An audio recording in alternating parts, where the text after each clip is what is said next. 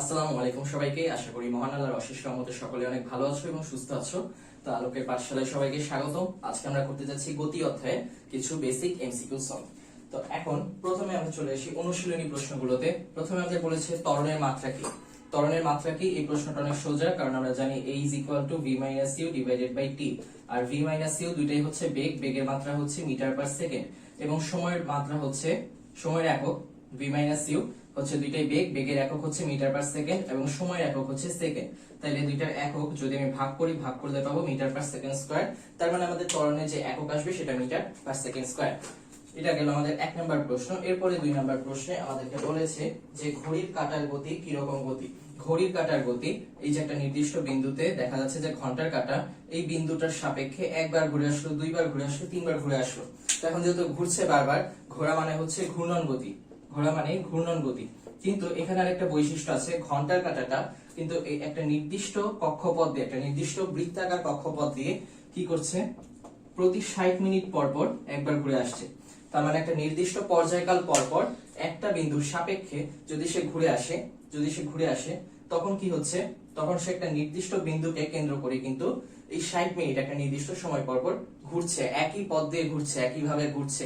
এই ঘোরাতে কোনো হচ্ছে একবার যে 2 মিটার পার সেকেন্ডে যাবে, একবার 3 মিটার পার সেকেন্ডে যাবে, বেগে যে চেঞ্জ হবে এই চেঞ্জ নেই, একটা নির্দিষ্ট বেগ দিয়ে কিন্তু পুরাটা ঘুরে আসছে। তো যেহেতু সে তার যে বেগে যাচ্ছে এই বেগটা সমবেগ এবং সমবেগের সাথে তার সময়টাও কিন্তু নির্দিষ্ট, তার মানে এটাকে আমরা কি বলতে পারি, পর্যায়বৃত্ত গতি। পর্যায়বৃত্ত গতি। তাইলে আমাদের উত্তর কি, উত্তর হতে পারে ঘূর্ণন গতি অথবা পর্যায়বৃত্ত গতি, দুইটাই হয়। ওকে, তাহলে এটা গেল আমাদের 2 নাম্বার প্রশ্ন। এরপরে 3 নম্বরে যেটা বলেছে সেটা হচ্ছে স্থির অবস্থান থেকে বিনা বাধায় পড়ন্ত বস্তু নির্দিষ্ট সময় যে দূরত্ব অতিক্রম করে তা ওই সময়ের সাথে কি সমানুপাতিক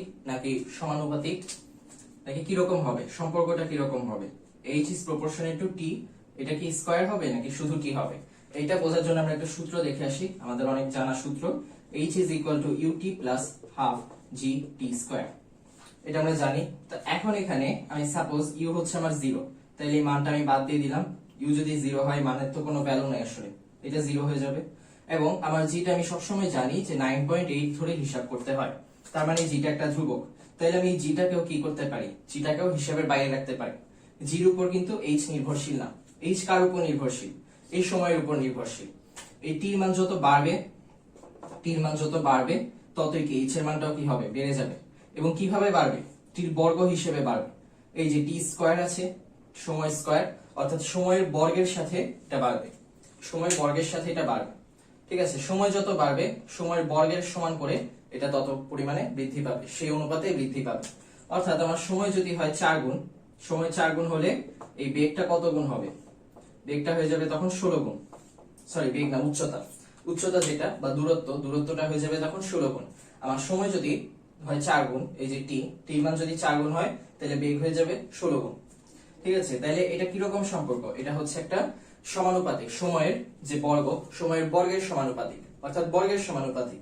আমরা বলতে পারি যে বিনা বাধায়, স্থির অবস্থান থেকে বিনা বাধায় পড়ন্ত বস্তুর যে বেগ, যে দূরত্বটা একটা নির্দিষ্ট সময় দূরত্ব ওই সময়ে বর্গের সমানুপাতিক।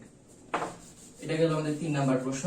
এরপরে 4 নাম্বার প্রশ্নে একটা স্থির অবস্থান থেকে, স্থির অবস্থান অর্থাৎ u is equal to 0, এই অবস্থান থেকে একটা বস্তু a সমতরণে চলেছে, নির্দিষ্ট সময়ে বস্তুর অতিক্রান্ত দূরত্ব কত হবে। অতিক্রান্ত দূরত্ব মানে s is equal to আমরা লিখতে পারি u plus v times 2 into t। এরপরে আছে s is equal to ut plus half at square plus half at square। তো এই দুইটা আমরা জানি, কিন্তু আমাদের প্রশ্নে যেটা দিয়েছে আরেকটা, সেটা হচ্ছে ac square is equal to u plus 2a। আমরা কিন্তু এমন কোন সূত্রের কথা শুনিনি, এই সূত্রটা সঠিকও না, এই সূত্রটা হচ্ছে ভুল। তাই আমাদের উত্তর হবে 1 এবং 2, 3 নাম্বারটা ভুল দাও। ওকে, এটা গেল আমাদের 4 নাম্বার। এরপরে আসি 5 নাম্বার। তো 5 নম্বরের ক্ষেত্রে চিত্রের বেগ সময় লেখচিত্রে কোনটি মুক্তভাবে পড়ন্ত বস্তুর লেখচিত্র নির্দেশ করে। তাহলে এখন আমরা দেখি, কয়েকটা দেওয়া আছে, একটা এরকম, একটা এরকম, একটা একটা এরকম এবং একটা হচ্ছে বাঁকানো। তো এখন আমরা দেখছি যে এটা বেগ, এটা সময়, এটা বেগ, এটা সময়, এটা বেগ, সময়, বেগ, সময়। তো এখন বেগ বনাম মুক্তভাবে পড়ন্ত বস্তুর ক্ষেত্রে আমরা কি জানি, কোন বস্তু যদি মুক্তভাবে পড়তে থাকে বিনা বাধায় মুক্তভাবে পড়ছে, সেই বস্তুটা একটা নির্দিষ্ট সময়ে যে বেগ, সেই বেগটা কি, বেগটা হচ্ছে সময়ের সাথে সমানুপাতিক। অর্থাৎ যত সময় যাবে ততই কি হবে, বেগ বৃদ্ধি পাবে। ঠিক আছে, উপর থেকে একটা জিনিস টুক করে ফেলে দেই, ধীরে ধীরে পড়ছে এবং ধীরে ধীরে দেখা যাবে তার গতি বৃদ্ধি পাচ্ছে। ধরো এভারেস্ট থেকে আমাকে ফেলে দেওয়া হলো, কেউ ফেলে দিল, ধর ফারহান ইশরাক নিহাল আমার সাথে পূর্ব শত্রুতার জের ধরে আমাকে এভারেস্টের উপর থেকে ফেলে দিল। তো আমি মার্বেলের মতো পড়তে দেখা যাবে একটা সময় আমার বেগ কি হচ্ছে, ধীরে ধীরে প্রচুর বেড়ে যাচ্ছে। উপরে আমার বেগ হচ্ছে আদি বেগ সাপোজ 0 ছিল, এবং লাস্টে আমার যে ভি হবে একদম শেষ বিন্দুতে, ওই ভিটা হাইয়েস্ট হবে, একদম সর্বোচ্চ হবে, সর্বোচ্চ পরিমাণে তখন কি হবে, ভেলোসিটি পাওয়া যাবে। আমার যে শেষের যে গতিটা সেটা সর্বোচ্চ হবে, শেষের যে বেগ। ঠিক আছে, তো এখন ভিটা কি হবে, সময়ের সাথে সাথে তাহলে কি হচ্ছে, যতই পড়ছে, যতই নিচে যাচ্ছে ততই বাড়ছে। তাই আমরা বলতে পারি যে এই যে সময় যাচ্ছে, সময়ের সাথে সাথে কি হচ্ছে, বেগ বাড়ছে, বেগ বৃদ্ধি পাচ্ছে। এখানে ছিল 0, এখানে হয়ে গেছে সর্বোচ্চ, হাইয়েস্ট। ঠিক আছে, তার মানে কি এইটা হচ্ছে পড়ন্ত বস্তুর আসল যে বেগ বনাম সময় লেখচিত্র, এটা হচ্ছে সেটা। যত সময় যাবে তত বেগ বাড়বে, বেগের সাথে সময়ের সম্পর্ক কি, সমানুপাতিক। ওইটা হিসাব করে আমরা এই হিসাবটা করব। আচ্ছা, এরপরে আসি আমরা 6 নম্বরে। আমাদের গ্যালাক্সির বাংলা নাম কি? এটা সবাই জানি কম বেশি, আমাদের গ্যালাক্সির বাংলা নাম হচ্ছে ছায়াপথ। যে জানে না তাকে আবার কিন্ডারগার্টেনে ভর্তি করায় দাও। তো এখন চলন্ত ট্রেনে দুই বন্ধু যদি মুখোমুখি বসে থাকে, তবে একজনের সাপেক্ষে অন্যজনের কি হবে? তো এখন ধরো একটা ট্রেনে করে আমি এবং রিফাত যাচ্ছি। ঠিক আছে, তো আমরা এখন সবকিছু, এই দেখো ট্রেনের মধ্যে এখানে আছে আমি, এখানে আছে রিফাত। তো এখন আমরা দুইজন মিলে ঝগড়া করতেছি। তো ঝগড়া করতেছি কি নিয়ে, মেসি ভালো না রোনালদো ভালো, এগুলো নিয়ে ঝগড়া করতেছে। মনে করো বাইরে দিয়ে একজন আমাকে দেখতেছে, ফারহান ইশরাক নিহাল, ওর আসলে ট্রেনে যাওয়ার কথা, আমরা ওকে বের করে দিছি, আমরা যাচ্ছি। তো এখন এই ট্রেনে আমরা দুজন যে যাচ্ছি, ওর সাপেক্ষে আমাদের কি অবস্থা, ট্রেনটা প্রচুর জোরে যাচ্ছে, তার মানে ওর সাপেক্ষে আমরা গতিশীল। কিন্তু আমাদের একজনের সাপেক্ষে আরেকজনের কি রকম গতি হবে? আমাদের একজন, এই যে এও যাচ্ছে হচ্ছে 9 মিটার পার সেকেন্ড বেগে, আবার এও যাচ্ছে সাপোজ 9 মিটার পার সেকেন্ড বেগে। তো এই ক্ষেত্রে আমরা যেটা দেখতে পাবো সেটা হচ্ছে দুইজনই যদি একই বেগে যায়, এই যে আমার দুই হাত যদি একই বেগে যায়, একজনের সাপেক্ষে আরেকজন কি হবে, অবশ্যই স্থির দেখাবে। ঠিক আছে, আপেক্ষিক ভাবে মনে হবে যে স্থির। তাই এটাকে আমরা বলবো একজনের সাপেক্ষে আরেকজনের অবস্থা আপেক্ষিক স্থিতি। কারণ কি, আরেকজনের সাপেক্ষে কিন্তু আরেকজন আগে যায় নাই, পিছেও যায় নাই, আমার সাথেই আছে। আমি যাচ্ছি, আবার আমার হাতটা আমার সাথে সাথেই যাচ্ছে। যত জোরেই যাই না কেন, আমার সাপেক্ষে আমি স্থির, তাই না? কারণ আমি সবসময় কি, একই বেগে যাচ্ছি। এই যে আমার সাপেক্ষে আমার হাতটা কি হবে, স্থির হবে। আমি যদি এভাবে আগাই, আমার হাতটা আমার সাপেক্ষে স্থির হবে। তেমনি আমি আর রিফাত যেহেতু একই ট্রেনে বসে আছি, সামনে যাচ্ছি, আমিও সামনে যাচ্ছি, ও সামনে যাচ্ছে, একই সাথে যাচ্ছে। যখন একই সাথে হয় জিনিসটা, তখন দেখা যায় দুজনেই একজনের সাপেক্ষে, দুজনেরই একজনের সাপেক্ষে আরেকজনকে স্থির মনে হয়। তাই এটা হচ্ছে আপেক্ষিক স্থিতি। তাই আমার সাপেক্ষে রিফাতের অবস্থা হবে আপেক্ষিক স্থিতি। ওকে, তাইলে যে বিন্দুর সাপেক্ষে কোনো বস্তুর অবস্থান নির্ণয় করা হয় তাকে কি বলে? একটা বিন্দু, এই বিন্দু দিয়ে হচ্ছে আমি দেখব যে ও স্থির নাকি গতিশীল, ও কি গতিশীল নাকি ও স্থির। এই বিন্দুটাকে আমরা কি বলি? রেফারেন্স। যে রেফারেন্সটা আছে এখানে, এর সাপেক্ষে ওকে দেখা হচ্ছে, এটাকে আমরা বলা হয় প্রসঙ্গ বিন্দু। যার সাপেক্ষে আমরা হিসাব করি যে গতিশীল নাকি স্থিতিশীল, সেটাই হচ্ছে প্রসঙ্গ বিন্দু। এবং প্রসঙ্গ কাঠামো কোনটা? প্রসঙ্গ কাঠামো হচ্ছে এই যে মানুষ, ধরো এই যে আমাদের ফারহান ইশরাক নিহাল দেখতেছে যে আমি আর রিফাত ট্রেনে করে চলে যাচ্ছি। ওই সময় দেখা যাবে আমাদেরকে যখন ও দেখছে, ওর সাপেক্ষে আমরা গতিশীল, তাই যখন এর সাপেক্ষে, নিহালের সাপেক্ষে আমরা হিসাব করছি, তখন আমাদেরকে গতিশীল দেখাচ্ছে। যার সাপেক্ষে হিসাব করলাম সেটা হচ্ছে প্রসঙ্গ বিন্দু। ঠিক আছে, সেটা প্রসঙ্গ বিন্দু। ওকে, যদি বস্তুর সাপেক্ষে হিসাব করি সেটা প্রসঙ্গ কাঠামো, বিন্দুর সাপেক্ষে হিসাব করলে প্রসঙ্গ বিন্দু। আচ্ছা, তো এরপরে 9 নম্বর প্রশ্ন, সময় পরিবর্তনের সাথে সাথে পারিপার্শ্বিকের সাপেক্ষে অবস্থানের পরিবর্তনকে কি বলে? সময়ের পরিবর্তন হচ্ছে, অর্থাৎ সময় যত বাড়ছে ততই আমার অবস্থান বাড়ছে। ঠিক আছে, সময় যাচ্ছে 1 সেকেন্ড, আমি এখানে ছিলাম, 2 সেকেন্ড সামনে গেলাম, 3 সেকেন্ড আরো সামনে গেলাম, আমার অবস্থান পরিবর্তন হচ্ছে। তার মানে আমি কি বলতে পারছি? আমি কিন্তু স্থির নেই, আমি কি অস্থির হয়ে আছি। অস্থির হয়ে আছি মানে আমি এখান থেকে এখানে যাচ্ছি, এখান থেকে এখানে যাচ্ছি, সময় যত বাড়ছে ততই আমি সামনে যাচ্ছি। সময়ের সাপেক্ষে আমার যে অবস্থানের পরিবর্তন, এই জিনিসটাকে কি বলছে? অস্থির। অস্থির মানে কি? গতিশীল। স্থির নই, অস্থির। অস্থির মানে গতিশীল। ঠিক আছে, বেশি কারেন্ট হলে যা হয়, গতিশীল হয়ে যায় মানুষ। তো দুটি বাস একই বেগে পাশাপাশি চলছে, একটা বাসের সাপেক্ষে আরেকটা বাস কি একই বেগে যাচ্ছে। ঠিক আছে, যদি বলতো আলাদা বেগে যাচ্ছে, আলাদা বেগে যদি যায় তাহলে দেখো এই বাস একটা যাচ্ছে একটা নির্দিষ্ট সময় পর 9 মিটার পার সেকেন্ড বেগে এই বিন্দুতে আসলো, আরেকটা নির্দিষ্ট সময় পর 10 মিটার পার সেকেন্ড বেগে ধরো আরো সামনে আগায় গেল, আরো সামনে চলে গেল। তো তাইলে কি হবে? তাইলে দেখা যাবে যে এই বাসটার মনে হবে এই বাসটা ওর চেয়ে তাড়াতাড়ি যাচ্ছে, ওকে গতিশীল মনে হবে। আবার এই বাসটার মনে হবে ও আস্তে যাচ্ছে, কিন্তু ওকেও গতিশীল মনে হবে, কারণ ও তো সামনে আগাচ্ছে। ঠিক আছে, ওকেও গতিশীল মনে হবে এর, আবার একেও গতিশীল মনে হবে এর। দুইজনেরই একজনকে আরেকজনের গতিশীল মনে হবে যদি বেগের ভিন্নতা থাকে। কিন্তু ধরো দুইজনই 3 মিটার পার সেকেন্ড বেগে একটা নির্দিষ্ট সময় ধরে পাশাপাশি যাচ্ছে, অথবা একটা পিছে আর একটা সামনে, কিন্তু বেগ একই। তাহলে দুইজনেরই কি মনে হবে? ওদের অবস্থানটাও সেম, কারো সাপেক্ষে কারো অবস্থানে পরিবর্তন হচ্ছে না। সব সময় এখানেও দূরত্ব হচ্ছে 9 মিটার, এখানেও দূরত্ব 9 মিটার, এখানেও 9 মিটার, অর্থাৎ সব সময় দূরত্বটা কি থাকতেছে? সেম থাকতেছে, কখনোই কিন্তু দূরত্বটা পাল্টাচ্ছে না। তো যেহেতু সমান্তরালে যাচ্ছে, একই সাথে একই সময় একই বেগে যাচ্ছে, তখন কি মনে হবে? এই বাসের সাপেক্ষে এই বাসটা স্থির। তারা একটা ফ্লাইওভারে যাচ্ছে, যে ফ্লাইওভারে যাওয়ার সময় যত বেগ তুলে, যত স্পিড তুলে, প্রচুর জোরে যায়, অত জোরে গেলেও তাদের দুইজনের কি মনে হবে? একজনের সাপেক্ষে আরেকজনকে স্থির মনে হবে। ঠিক আছে, মেট্রো রেলের চেয়েও যদি বেশি জোরে যায়, মেট্রো রেলের চেয়েও জোরে যদি যায়, তাও তাদের একজনের সাপেক্ষে আরেকজনকে স্থির মনে হবে, কারণ দুইজনের বেগ একই। ঠিক আছে, দুইজনের বেগ যদি একই হয়, তাহলে একজনের সাপেক্ষে আরেকজনকে সবসময় স্থির মনে হবে। আচ্ছা, তো এরপরে 11 নাম্বার, কোন বস্তু যদি সরল রেখা বরাবর গতিশীল হয় তাহলে তার গতিকে কি বলে? সরল রেখা বরাবর যে গতিশীল সেটাই কি? রৈখিক গতি। একটা সরল রেখা বরাবর যাচ্ছে, একটা রেখা দিয়ে যাচ্ছে, এই গতিটাকে বলা হয় হচ্ছে রৈখিক গতি বা সরল রৈখিক গতি। ওকে, তো তারপর একটা সোজা সড়কে কোন গাড়ির গতি কোন গতি?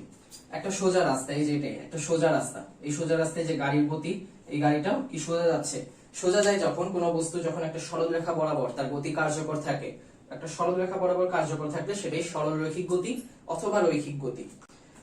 আচ্ছা, তাইলে এরপর ঘড়ির কাঁটার গতি কেমন গতি? এটা আমরা আগে আলাপ করেছিলাম। ঘড়ির কাঁটার গতি হয় ঘূর্ণন গতি হবে, কারণ এটা ঘুরছে, অথবা পর্যায়বৃত্ত গতি হবে, কারণ একটা নির্দিষ্ট সময় পর পর এই ঘন্টার কাঁটাটা এই নির্দিষ্ট বিন্দুকে কেন্দ্র করে ঘুরে আবার একই বিন্দুতে একই জায়গায় ফিরে আসছে। এই যে 12টা থেকে 60 মিনিট পর পর 12টায় আসবে, আবার 60 মিনিট পর 12টায়, আবার 60 মিনিট পর 12টায়। তো 60 মিনিট পর পর সে বারবার 12টায় আসছে, তার মানে কি? এটা একটা নির্দিষ্ট পর্যায়কাল পর পর একটা নির্দিষ্ট বিন্দুতে ফিরে আসছে, একটা নির্দিষ্ট কক্ষপথ দিয়ে ঘুরে, এই জন্য এটা পর্যায়বৃত্ত গতি। তাহলে পরের প্রশ্ন, নিচে কোনটি ঘূর্ণন গতি? সরল দোলকের গতি। প্রথমে আমরা সরল দোলকের কথা বলি। সরল দোলকে কি হবে? যে এটা হচ্ছে মাঝখানে আছে একদম, এটাকে আমি টেনে টেনে টেনে টেনে এইভাবে নিয়ে ছেড়ে দিলাম। ছেড়ে দেওয়ার পর কি হবে? সে একটা নির্দিষ্ট সময় তার ডান দিকে থাকবে এবং নির্দিষ্ট সময় বাম দিকে থাকবে। নির্দিষ্ট সময় ডানে যাবে এবং নির্দিষ্ট সময় সে বামে যাবে, আবার বাম থেকে ডানে যাবে, আবার ডান থেকে বামে আসবে। তো দেখা যাচ্ছে যে তার যে পর্যায়কাল, একটা পূর্ণ পর্যায়কালে অর্ধেক সময় ডানে অর্ধেক সময় বামে এভাবে থাকবে। তো এখন যদি দেখা যায় যে একটা পর্যায়কালে একটা স্পন্দন সম্পন্ন হতে যে সময় লাগে, সেটার অর্ধেক সময় দেখা যায় যে অর্ধেক সময় সে একদিকে থাকে, আরেক অর্ধেক সময় হচ্ছে আরেক দিকে থাকে। ঠিক আছে, তো অর্ধেক সময় যেদিকে, বাকি অর্ধেক সময় তার বিপরীতে থাকে, সেটাই হচ্ছে স্পন্দন গতি। তো এই স্পন্দন গতিটা হচ্ছে এই যে সরল সন্ধিত স্পন্দন গতি হতে পারে। তো এখানে যেমন আমরা দেখতে পাচ্ছি একটা সরল দোলকের ক্ষেত্রে, এই সরল দোলকের ক্ষেত্রে স্পন্দন গতি হচ্ছে, কারণ কি? এই যে এই যে পেন্ডুলামের যে বলটা আছে, এই বলটা হচ্ছে একটা সময় এদিকে থাকছে, একটা সময় তার বিপরীত দিকে থাকছে। তো একইভাবে সুরশলাকার গতি যেটা, সেটা সরল দোলকের মতো না। টিউনিং ফর্ক যেটা, সেটা কম্পনটার দিক একটা সময় হচ্ছে একদিকে হয়, আর একটা সময় তার বিপরীত দিকে হয়। যখন টিউনিং ফর্ক থেকে আমরা দেখি যে কম্পন হয়, ঠিক আছে, সুর শলাকা দিয়ে যখন কম্পন তৈরি করা হয়, দেখা যায় যে কম্পন একটা সময় একদিকে, আরেকটা সময় তার বিপরীত দিকে। ঠিক আছে, এটা হচ্ছে গিটারের তার, যেমন গিটারের তার থেকে যে গতিটা পাওয়া যায়, তার যখন করা হয়, গিটারের যে তারগুলো থাকে, সেই তারটাও দেখা যায় একটা নির্দিষ্ট সময় এদিকে, নির্দিষ্ট সময় তার বিপরীত দিকে যাবে। ওকে, তাহলে এটা গেল। এরপরে হচ্ছে সুর শলাকার গতি, পরে পৃথিবীর গতিটা যদি আমরা দেখি, এটা হচ্ছে পৃথিবী আর এটা হচ্ছে সূর্য।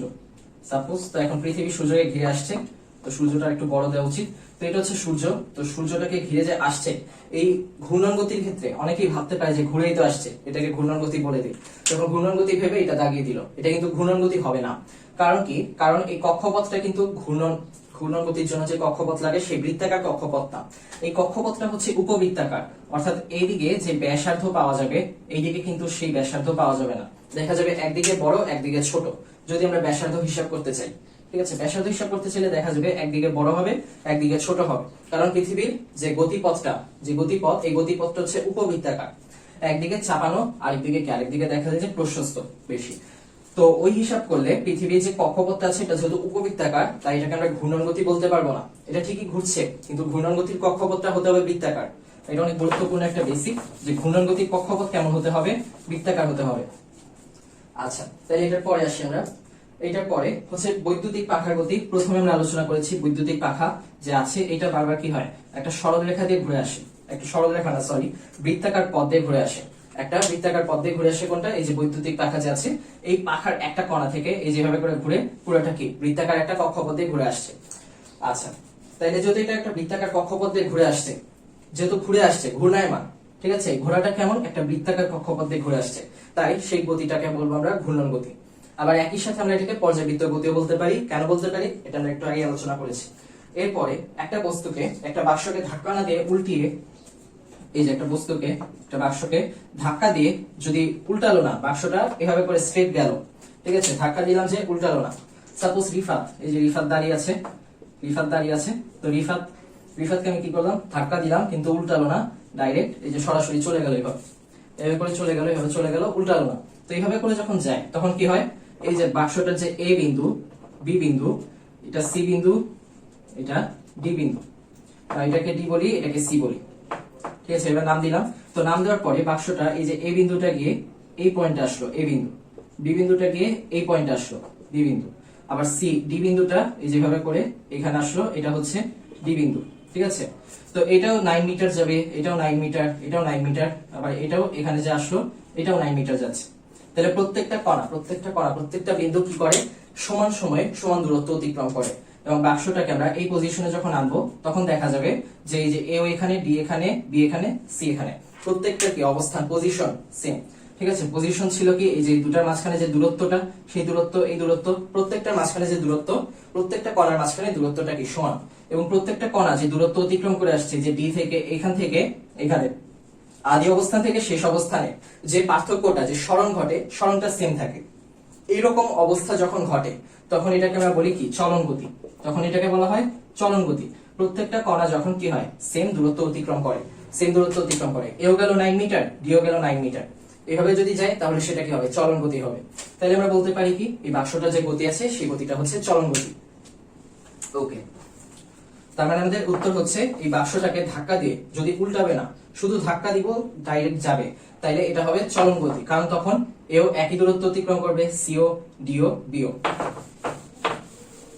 অলরাইট, তো এরপরে আমরা দেখি 16 হচ্ছে কোন গতি বৃত্তাকার, উপবৃত্তাকার বা সরলরৈখিক হতে পারে? পর্যাবৃত্ত গতি, ঠিক আছে। এই যে একটা পথ দিয়ে আমি এভাবে করে এভাবে আসলাম, তো এটা প্রতি 60 সেকেন্ড পর পর আমি এভাবে আসতে থাকবো, তাই সেটাকে কি বলা যায়? পর্যাবৃত্ত গতি বলা যায়। প্রতি 60 সেকেন্ড আমি একই পথ দিয়ে একই সময় নিয়ে 60 সেকেন্ড সময় নিয়ে আসছি, তাহলে সেটা কি হতে পারে? সেটাকে আমরা বলবো পর্যাবৃত্ত গতি। তো গতিটা কিন্তু সবসময় সেম থাকতে হবে, একটু কম একটু বেশি এভাবে হওয়া যাবে না, সবসময় একই বেগ, সমবেগে চলতে হবে। আচ্ছা, তো এরপরে হচ্ছে পর্যাবৃত্ত গতি একই রকম বৃত্তাকার হতে পারে, এই যে সিলিং ফ্যানের গতি বৃত্তাকার হতে পারে, আবার ঘড়ির কাঁটার গতিও বৃত্তাকার হতে পারে। এরপর যেটা আছে সেটা হচ্ছে সরলরৈখিক হতে পারে। এই যে একটা সরলরেখা ধরে একবার এভাবে যাচ্ছে, একবার এভাবে আসছে, এভাবে যাচ্ছে এবং প্রত্যেকবার সময় নিচ্ছে কি? একই সময় নিচ্ছে। সময় নিতে হবে একই, বেশি কম এভাবে নেওয়া যাবে না, একই সময় পর পর আসতে হবে। তো এটা হচ্ছে পর্যাবৃত্ত গতি। সূর্যের চারদিকে পৃথিবীর গতি কোন ধরনের গতি? সূর্যের চারদিকে পৃথিবীর গতি কি ঘূর্ণন গতি নাকি পর্যাবৃত্ত গতি? এরকম একটা প্রশ্ন যদি আসে, আমরা একটু আগে আলোচনা করেছি কেন ঘূর্ণন গতি না, যেহেতু উপবৃত্তাকার, বৃত্তাকার কক্ষপথ না, তাই সে কিন্তু ঘুরছে, কিন্তু কিভাবে ঘুরছে, সে কিন্তু উপবৃত্তাকার কক্ষপথ দিয়ে ঘুরছে। আর আমরা জানি যে ঘূর্ণন গতির ক্ষেত্রে আমাদের কক্ষপথটা হতে হবে কি বৃত্তাকার কক্ষপথ হতে হবে, তাই এটা ঘূর্ণন গতি না। এবং এটা যেহেতু কি হচ্ছে একটা নির্দিষ্ট সময় পর পর, প্রায় 365 দিন পর পরে কি হচ্ছে পৃথিবীটা সূর্যকে কেন্দ্র করে ঘুরে আসছে, তাই সূর্যের চারদিকে পৃথিবীর যে গতি, যেহেতু নির্দিষ্ট একটা পর্যায়কাল পর পর একই বিন্দুতে পৃথিবী এখান থেকে শুরু করে আবার ঘুরে এখানে ফিরে আসছে, তাই এটাকে আমরা বলতে পারি যে এটা হচ্ছে একটা পর্যাবৃত্ত গতি। ওকে, এরপরে যেটা আছে, কোনটি পর্যাবৃত্ত গতির উদাহরণ নয়? হৃৎপিণ্ডের স্পন্দন পর্যাবৃত্ত গতি, তারপর ঘড়ির কাঁটার গতিও পর্যাবৃত্ত গতি, সরল দোলকের গতিও পর্যাবৃত্ত গতি, কিন্তু পরন্ত বস্তু কিন্তু এই পড়ে গেল শেষ, তারপর আর কিছু নেই। ঠিক আছে, মানে একই অ্যাকশন রিপিট হচ্ছে না। একই অ্যাকশন যদি রিপিট না হয় তাহলে সেটা পর্যাবৃত্ত কিভাবে হবে? পর্যাবৃত্ত মানেই তো হচ্ছে রিপিট হচ্ছে ওই জিনিসটা, তাই যেহেতু রিপিট হচ্ছে না এটা পর্যাবৃত্ত হবে না। এরপরে পেট্রোল ইঞ্জিনের সিলিন্ডারের মধ্যে পিস্টনের গতি কোন ধরনের গতি? পেট্রোল ইঞ্জিনের সিলিন্ডারের মধ্যে যে পিস্টন থাকে, সেই পিস্টনের যে অ্যাকশনটা কিন্তু বারবার হতেই থাকে, একবার উপরে একবার নিচে, একবার উপরে একবার নিচে, এরকম ভাবে অ্যাকশনটা হতে থাকে এবং একটা নির্দিষ্ট সময় পর পর হতে থাকে। এই জন্য পেট্রোলের ইঞ্জিনের মধ্যে যে পিস্টনের গতি, সেই পিস্টনের গতিটা কি হবে? পর্যাবৃত্ত গতি হবে, কারণ নির্দিষ্ট সময় পর পরে কিন্তু সেটা একই অ্যাকশনটা রিপিট করছে। ওকে, এরপরে নিচের কোনটি সরল স্পন্দন গতির উদাহরণ নয়? সরল দোলকের গতি সরল স্পন্দন গতি, গিটারের তার সরল স্পন্দন, কম্পনশীল সুরসরাকা সরল স্পন্দন। কিন্তু ঘড়ির কাঁটা আমরা জানি যে এভাবে করে শুরু হচ্ছে এবং সেটা তার কি বাম দিকে, তার ডান দিকে যাচ্ছে এবং সে সবসময় কি বাম থেকে ডানে এভাবেই যাচ্ছে। ঠিক আছে, সবসময় ক্লকওয়াইজ রোটেশন হচ্ছে। যদি অর্ধেক সময় ক্লকওয়াইজ অর্ধেক সময় এন্টি ক্লকওয়াইজ হতো তাহলে আমরা বলতে পারতাম যে এটা কি হচ্ছে স্পন্দন হচ্ছে। স্পন্দনে কি অর্ধেক সময় একদিকে অর্ধেক সময় বিপরীত দিকে, কিন্তু তা হচ্ছে না, সবসময় কিন্তু একই দিকে যাচ্ছে, তাই ঘড়ির কাঁটার গতি কি স্পন্দন হবে না, ঘড়ির কাঁটার গতি স্পন্দন হবে না। এরপরে 21 নাম্বার, সরল দোলকের গতি কি রকম গতি? সরল দোলকের গতি, এই যে সরল দোলক, একবার অর্ধেক সময় দিকে অর্ধেক সময় দিকে, পর্যায়কালের অর্ধেক সময় ডানে অর্ধেক সময় বামে, এটাকে আমরা কি বলি? এটাকে আমরা বলি স্পন্দন গতি। অর্ধেক সময় যেদিকে, বাকি অর্ধেক সময় তার বিপরীত দিকে। ওকে, এরপরে আমাদের পরিচিত জগতে যা কিছু পরিমাপ করা যায় তাকে কি বলা হয়? আমাদের পরিচিত জগতে যে সমস্ত জিনিস পরিমাপ করা যায় সেটাই হচ্ছে রাশি বলা হয়। সবকিছু পরিমাপ করা যায় এমন সবকিছু হচ্ছে রাশি। তো এখন দিকের বিবেচনায় রাশি আবার কি দুই প্রকার হয়, একটাই দিক আছে একটাই দিক নেই, একটাই আছে একটাই নাই। তো যেটাই দিক আছে সেটাতে সবগুলো রাশি দিয়ে কিন্তু মান আছে, মান ছাড়া সেটা পরিমাপ করা যাবে না। যেমন আমাদের আনন্দ, হাসি, বেদনা, খুশি সবকিছু কিন্তু মান নেই, দিকও তো নেই, মান তো নেই, মান নাই, এটাকে আমরা কিন্তু বলতে পারবো না 1 কেজি হাসি দেন 2 কেজি খুশি দেন, এভাবে বলা যাবে না। তো এই জন্য এই রাশি যেটা সেটা পরিমাপ করা যায়, অর্থাৎ রাশির সবসময় কি থাকবে? মান থাকবে। তো একটাই দিক আছে, মানের সাথে দিক আছে, এটাকে আমরা বলি ভেক্টর। মানের সাথে যেটা দিক আছে সেটা ভেক্টর, এবং মান আছে দিক নাই, তুই স্কেলার ভাই। তো মান আছে দিক নাই, ইনি স্কেলার ভাই। তো এখন মান আছে দিক নেই সেটা স্কেলার, দিক নাই স্কেলার, আর দিক আছে ভেক্টর। তো তাইলে আমরা দিকের বিবেচনায় বলতে পারি রাশি হচ্ছে দুই প্রকার। এটা গেল আমাদের 23 নাম্বার। এরপরে 24 নাম্বার, নিচে কোনটি ভেক্টর রাশির মান নির্দেশ করে? এই যে ভেক্টরকে আমরা কিভাবে প্রকাশ করি? এভাবে, যখন হাতে লিখি উপরে একটা তীর চিহ্ন দিয়ে দেই, আবার যখন আমরা অন্যভাবে লিখি, সাপোজ ছাপানো হচ্ছে, তখন কি হচ্ছে? মোটা করে দেওয়া হচ্ছে, মোটা করে লেখা হচ্ছে। এটা হচ্ছে ভেক্টর প্রকাশের একটা পদ্ধতি। কিন্তু মূলত আমরা যেটা কাজ করি, হাতে লেখার সময় উপরে তীর চিহ্নটা দিয়ে দিই, এটাই হচ্ছে আমাদের ভেক্টর প্রকাশের মূল আইডিয়াল সিস্টেম, যখন আমরা হাতে লিখছি এটা। তো এখন ভেক্টর রাশির মান যেটা নির্দেশ করে, ভেক্টর রাশির মান, এটা হচ্ছে ভেক্টর রাশি, দিক আছে, দিক সহ ভেক্টর রাশি। শুধু মান যখন চাপো, শুধু মান ছেড়ে, দিক হইতে পারে পজিটিভ, হইতে পারে নেগেটিভ, সবকিছুকে আমরা মান হিসেবে যখন দেখাবো পজিটিভটা, তো ওইটা দেখানোর সময় এটাকে আমরা একটা মডুলাসের মধ্যে নিয়ে আসি। পরম মান যেটা, সেটাই কিন্তু ভেক্টর রাশির মান। এই যে ভেক্টর রাশির যে পরম মান, সেটাই কি রাশিটার মান। তো এই পরম মানের মধ্যে আমরা নিয়ে আসি, পরম মানের মধ্যে আনার পরে আমরা শুধু মানটা পাবো, এটাই হচ্ছে ভেক্টর রাশির মান। ওকে, তো এখন ভেক্টর রাশিকে, এই যে ভেক্টর রাশির মান যেটা, সেটা শুধু এটা নির্দেশ করবে। ওকে, তো এরপরে যেটা নিচের কোনটা ভেক্টর রাশি নির্দেশ করে? এই যে তীর চিহ্ন, এই তীর চিহ্নটাই ভেক্টর রাশি নির্দেশ করে। এরপরে 26 হচ্ছে আমাদেরকে চারটা এরকম দিয়েছে, এখানে করছি একটা এরকম, ঠিক আছে, এটা হচ্ছে 5A, আর আরেকটা হচ্ছে এরকম, এটা 5B, আরেকটা হচ্ছে এরকম, এটা হচ্ছে 5C, আরেকটা এরকম, এটা হচ্ছে 3D। তো এখন নিচের কোনটা সত্য? নিচের কোনটা সত্য, বেশ কিছু জিনিস দিয়েছে, a is not equal to b, এরপরে a is equal to b, এরপরে যেটা c is equal to d R a is equal to c, c is equal to d, a is equal to c। তো এখন কোনটি সত্য না এটা বলেছে, a কি c এর সমান, এ হচ্ছে 5a আর এটা হচ্ছে 5c, ঠিক আছে, এটা গেল। এবং এরপরে যেটা আসছে, নিচের কোনটা সত্য, এই যে এটা কিন্তু সত্য নয়, কারণ এ হচ্ছে দেখা যাচ্ছে মান হচ্ছে 5, c এর মান হচ্ছে 5, ঠিক আছে, কিন্তু এর দিক হচ্ছে এই দিকে, এই বরাবর, আর c এর দিক হচ্ছে এই দিকে, দিক কিন্তু মিলে নাই। দিক যদি না মিলে তাহলে ভেক্টর রাশি দুটো সমান হবে না, কখনোই হবে না। এরপর c এর দিকে, d এর দিকে দিক ঠিক আছে, কিন্তু একক 5, মান 5 আর এটার মান হচ্ছে 3, তার মানে মান ঠিক নেই, তাই এটাও ঠিক নেই। a is equal to b, দেখি এর একক, এর যে মান 5, b এর যে মান 5, d এর দিক আবার এই যে এইদিকে, এর দিকও এইদিকে, তাই এই দুটোরই যেহেতু দিক সেম, তার মানে a is equal to b এটা বলতে পারি। আর এটা তাহলে কি হবে, এটাও ভুল। ওকে, তাহলে আমাদের উত্তর হচ্ছে a is equal to b। আচ্ছা, এটাও গেল। তারপরের প্রশ্নে, এরপর 27 নিচের কোনটি স্কেলার রাশি? স্কেলার রাশি হচ্ছে শক্তি, ঠিক আছে। শক্তি মানে কি? শক্তি মানে হচ্ছে যে কৃত কাজ, এই কৃত কাজকে আমরা বলি ব্যয়িত শক্তি। তাহলে এখন শক্তি কেন স্কেলার রাশি না?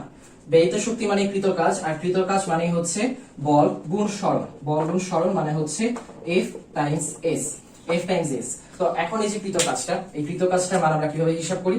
কৃত কাজ মানে Fs, আর Fs মানে কি? বল গুণ সরণ। এখন বল ও ভেক্টর, সরণ ও ভেক্টর, দুইটা ভেক্টর রাশির গুণ, দুইটা ভেক্টর রাশির গুণ হচ্ছে গুণফল কি? সাধারণত এটা ভেক্টর হওয়া উচিত, তাই বলে মনে হবে, কমন সেন্সের ব্যাপার, যে ভেক্টর আর ভেক্টর যদি গুণ করি তাহলে তো ভেক্টর আসার কথা। কিন্তু ভেক্টর আর ভেক্টরের দুইটা গুণ আছে, একটা হচ্ছে ক্রস গুণন আর একটা হচ্ছে ডট গুণন। তো এখন এই যে সরণ, একটা ক্রস গুণন আরেকটা ডট গুণন, একটু বোঝার চেষ্টা করি যে ভেক্টরের দুইটা গুণ আছে, ভেক্টরে দুই রকম গুণ আছে, দুইটা ভেক্টর রাশি যখন গুণ করব দুই ভাবে গুণ করব, একটা ক্রস গুণন একটা ডট গুণন, এগুলো ইন্টারমিডিয়েটের পড়া আর পরে আমরা শিখব। তো এখন ক্রস গুণনটা কি হয়? ক্রস গুণনটাতে পাওয়া যায় হচ্ছে ভেক্টর প্রোডাক্ট, যখন এই দুইটার মধ্যে ক্রস গুণন হবে তখন আমরা পাবো ভেক্টর প্রোডাক্ট। কিন্তু এখন আমাদের যেটা হচ্ছে সেটা হচ্ছে ডট গুণন, বল এবং সরণের মধ্যে যে গুণটা হয় সেটা হচ্ছে ডট গুণন। ভেক্টর ভেক্টর ডট গুণন থেকে আমরা পাই স্কেলার প্রোডাক্ট। তাই এটা থেকে যে কৃত কাজ পাওয়া যায়, কৃত কাজের মান পাওয়া যায়, এটা কি হবে? স্কেলার হবে। এবং যেহেতু কৃত কাজ মানে ব্যয়িত শক্তি, তার মানে শক্তিটাও কি হবে? একটা স্কেলার রাশি হবে, শক্তিটাও একটা স্কেলার রাশি হবে। এরপরে 28 নিচের কোনগুলো ভেক্টর রাশি? কাজ, সরণ আমরা এইমাত্র বের করলাম, কাজ হচ্ছে একটা স্কেলার রাশি, তাই কাজ হবে না, কাজ হবে না। এরপরে শক্তি, ক্ষমতা, শক্তি আমরা কি করলাম? দেখলাম একটা স্কেলার রাশি, শক্তিও হবে না। এরপর সময় বেগ, সময় বেগও কিন্তু হবে না, ঠিক আছে, সময় বেগও কিন্তু সবগুলা কিন্তু কি ভেক্টর না, সময়টা কি ভেক্টর না, সময় কিন্তু দিক নেই। এরপরে যেটা আসছে বল এবং তড়িৎ প্রাবল্য, বলেরও দিক আছে এবং তড়িৎ প্রাবল্যেরও দিক আছে, দুইটারই যেহেতু দিক আছে তার মানে দুইটাই কি ভেক্টর রাশি, এটা আমরা বলতে পারি। তাইলে বল আর তড়িৎ প্রাবল্য এই দুইটাই ভেক্টর রাশি। এরপর নিচের কোনটা ভেক্টর রাশি?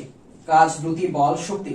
বল, বলের দিক আছে, বল একটা নির্দিষ্ট দিক বরাবর কাজ করে, দিক বরাবর ক্রিয়া করে, ক্রিয়াশীল, তাই এই বলটা কি হবে? এই বলটা ভেক্টর রাশি। এরপরে আমরা দেখি, এরপরে যেটা 23 কোনটি স্কেলার রাশি? তড়িৎ তীব্রতা ভেক্টর, তারপর হচ্ছে দ্রুতি ভেক্টর, বল ভেক্টর, কিন্তু শক্তি যেটা, আচ্ছা না, দ্রুতি স্কেলার, ঠিক আছে, এই দ্রুতি হবে স্কেলার রাশি।